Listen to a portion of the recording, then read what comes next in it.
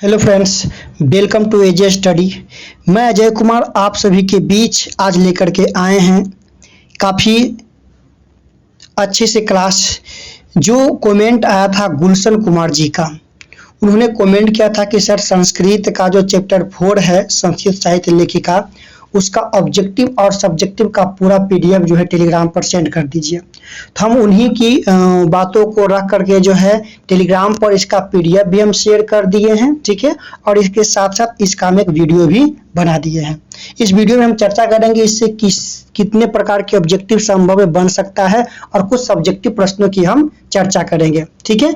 तो चलिए सबसे पहले हम समझ लेते हैं और वीडियो को आप लोग शेयर कीजिए अपने दोस्तों के साथ। चैनल पर नए होते हैं चैनल को सब्सक्राइब जरूर कीजिए, ठीक है।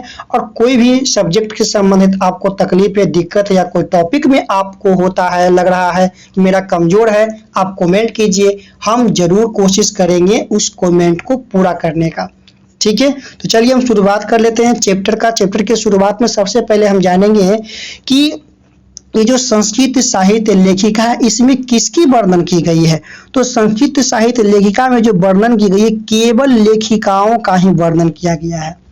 किनकी वर्णन मिलता है? तो केवल लेखिकाओं का ही वर्णन मिलता है, ठीक है।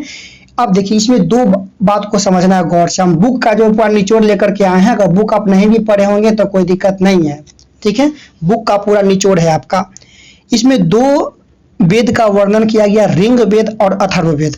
तो यहाँ पर ये क्वेश्चन बनता है कि ऋग वेद में कितनी लेखिकाओं का वर्णन है। तो ऋग वेद में याद रखना कि 24 लेखिकाओं का वर्णन है।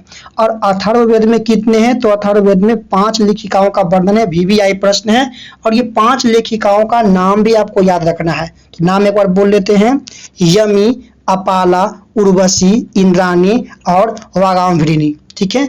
यमी, अपाला, उर्वशी, इंद्राणी और वागाम्भृणी। क्लियर यहाँ तक? अगला प्रश्न की हम बात कर लेते हैं। याज्ञवल्क्य की पत्नी कौन थी? वीवीआई प्रश्न है, तो याद रखना है याज्ञवल्क्य की जो पत्नी थी वो कौन थी? तो मैत्रेयी थी।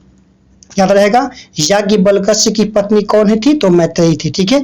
नेक्स्ट, जनक के दरबार में कौन रहती थी? तो गार्गी। जनक के दरबार में कौन रहती थी? तो गार्गी रहती थी। क्लियर है? अगला, महाभारत काल में किस लेखिकाओं का चर्चा किया गया है? तो महाभारत काल में सुलभा का चर्चा किया गया है। वीवीआई प्रश्न काफी बार पूछा है। हम पूरे बुक का निचोड़ लेकर के आए हैं। वीडियो अच्छा लगता है तो लाइक करें, दोस्तों के साथ शेयर करें। और कोई भी आपका तकलीफ हो संस्कृत, हिंदी और सब्जेक्ट क्लास 10th का, आप हमें बोलिए, हम उस पर एक सेपरेट वीडियो और उसका पीडीएफ हम टेलीग्राम पर उपलब्ध करवा देंगे। चलिए हम आगे चल लेते हैं। विजयांका को लौकिक संस्कृत साहित्य लेखिका कहा गया है। विजयांका को जो है लौकिक संस्कृत साहित्य का लेखिका कहा गया है। क्वेश्चन पूछ देता है कि निम्नलिखित में कौन लौकिक संस्कृत साहित्य की लेखिका है, ठीक है। याद रखना कौन? विजयांका। हम इस पर ऑब्जेक्टिव भी अलग से ला देंगे, लेकिन पहले कहानी का जो निचोड़ जो था, जैसा कि आप लोग जिक्र कर रहे थे, हम उसका निचोड़ आप लोग के लिए लेकर के आए हैं। नेक्स्ट टॉपिक है विजयांका का रंग कैसा है? तो श्याम वर्णीय, एकदम वीवीआई है, श्याम वर्णीय, ठीक है, श्याम वर्णीय था। अगला है यानी श्यामला इनका रंग था, है ना, कृष्ण के जैसा।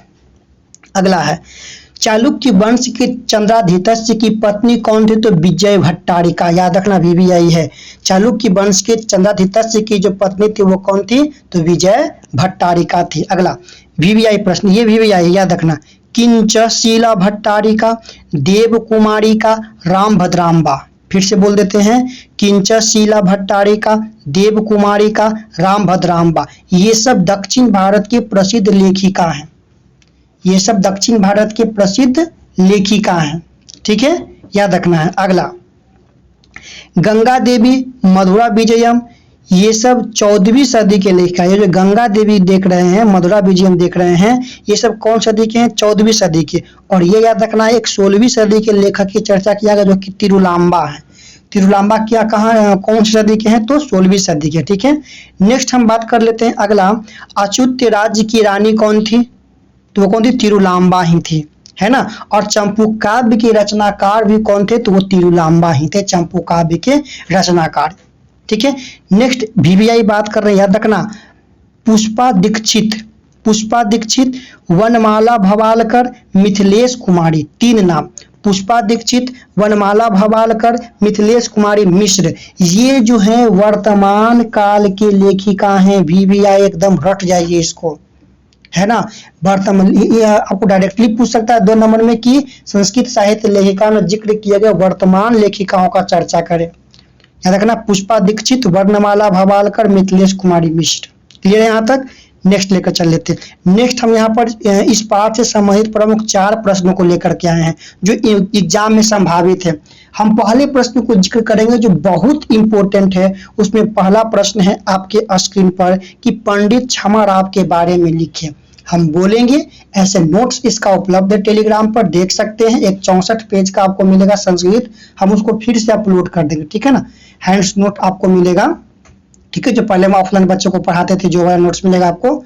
आइए लेकर चल लेते हैं। देखिए, तो यहाँ पर सबसे पहले ये याद रखना है कि जो पंडित छमाराव के बारे में लिखना है, तो पंडित छमाराव आधुनिक संस्कृत साहित्य के लेखिका हैं। VVI क्वेश्चन पहले याद रखना कि ये आधुनिक संस्कृत साहित्य की लेखिका है, ठीक है। और जो अभी चर्चा किए थे वर्तमान में 3 गो, उसको याद रखना है। और ये आधुनिक है, जिनका अगर काल की अगर हम बात करें तो ये 1890 से 1953 तक जो है ये सक्रिय रहे थे। 1890 से 1953 तक ये सक्रिय रहे थे, ठीक है, याद रखना है। इन्होंने शंकर पांडु, रंग पंडित, विदुषो, जीवन चरित्र तथा शंकर चरित्र की जो है रचयिता हैं। इसके साथ साथ जो है पंडित छमाराव गांधी दर्शन से प्रभावित थे, मतलब गांधी दर्शन से प्रेरित थे। गांधी के प्रभाव से, गांधी के दर्शन से प्रेरित हो करके इन्होंने सत्याग्रह गीता, क्या लिखिएगा, सत्याग्रह गीता, ठीक है, और फिर सत्याग्रह गीता, फिर कथा मुक्तिबली, इन्होंने जो है गांधी दर्शन से प्रेरित होकर के लिखा। इसके साथ साथ ग्राम्य ज्योति इन्हीं का रचना है, विचित्र परिषद इन्हीं का रचना है। तो ये सब आपको याद रखना है केवल, ठीक है। नेक्स्ट प्रश्न काफी इंपॉर्टेंट है, 2nd नंबर प्रश्न, जो कहता है सर्व शुक्ला सरस्वती किसे कहा गया और क्यों। तो ये तो आपको मालूम ही है, सर्व शुक्ला सरस्वती विजयांका को कहा गया है। याद रखना है, सर्व शुक्ला सरस्वती विजयांका को कहा गया है। ये लौकिक संस्कृत में विजयांका की भूमिका सराहनीय है। एक साधारण लेखिका की पराकाष्ठता से प्रभावित होकर के, अंडरलाइन पॉइंट, एक साधारण लेखिका की पराकाष्ठता से प्रभावित होकर के दांडी ने या दंडी ने, ऐसे याद रखना है, दंडी, ठीक है, दंडी ने जो है इन्हें सर्व शुक्ला सरस्वती कहा। कौन कहा था? दांडी ने कहा था इनको सर्व शुक्ला सरस्वती कहा, ठीक है, याद रखना है। इतना बात पे लिख दीजिएगा तो आपका काम जो है बन जाएगा, ठीक है। नेक्स्ट प्रश्न है कि इस पाठ से हमें क्या शिक्षा मिलती है। इस पाठ से मतलब संस्कृत साहित्य लेखिका पाठ से हमें क्या शिक्षा मिलती है। हो सकता है पूछ सकता है, इसलिए हम शिक्षा वाले सभी प्रश्नों को एक बार क्या करेंगे, एक साथ कर देंगे। जैसे कि आलस्य कथा पाठ से क्या शिक्षा मिलती है, व्याकपत्ति कथा पाठ से हमें क्या शिक्षा मिलती है, सब प्रश्न पूछ देता है, ठीक है ना। देखिए, तो याद रखना है कि इस पाठ मतलब संस्कृत साहित्य जो चैप्टर है इसकी हम चर्चा कर रहे हैं। तो इस पाठ के द्वारा संस्कृत साहित्य के विकास में महिलाओं के योगदान के बारे में ज्ञात होता है। किसके बारे में पता चलता है? तो महिलाओं का क्या योगदान था इस संस्कृत साहित्य लेखन कला में, इनकी योगदान के बारे में पता चलता है। वैदिक युग से आधुनिक समय तक ऋषिकाएं, कवयित्री, लेखिकाएं संस्कृत साहित्य के संवर्धन में अतुलनीय सहभागिता प्रदान कर रही थी। मतलब जिस प्रकार से आदि काल में, वैदिक काल में लेखकों का बोलबाला था, उसी समय में जो है लेखिकाओं का भी महत्व का चर्चा इसमें किया गया है। मतलब कि जो वैदिक युग था, वैदिक काल था, उसमें केवल लेखकों का ही जिक्र नहीं मिलता है, इसके साथ साथ लेखिकाओं का भी जिक्र मिलता है ना, लेखिकाओं का भी चर्चा मिलता है, ठीक है। फिर नेक्स्ट, संस्कृत लेखिकाओं की सुदृढ़ परंपरा, संस्कृत भाषा के उन्नयन एवं पल्लव में पुरुषों के समतुल्य महिलाएं भी चल रही थी। इससे यह हमें संदेश मिलता है। ठीक है, आइए एक और प्रश्न है, इसे भी हम कर लेते हैं। इस पाठ के बारे में 5 वाक्य में आपको परिचय देना है। ठीक ना, 5 वाक्य में जो आपको परिचय देना है इस पाठ के बारे में, तो दे सकते हैं, लिख देंगे कि संस्कृत की सेवा जिस प्रकार पुरुषों ने की है उसी प्रकार महिलाओं ने भी की। वैदिक युग से आज तक इसमें भाग लिया है। प्रायः इस विषय की उपेक्षा हुई कि वैदिक काल में केवल पुरुषों का ही योगदान है लेखन कला में, लेकिन ऐसी नहीं है, महिलाओं का भी जिक्र मिलता है और इस पाठ से हमें पूरा का पूरा जो है साक्ष्य मिलता है।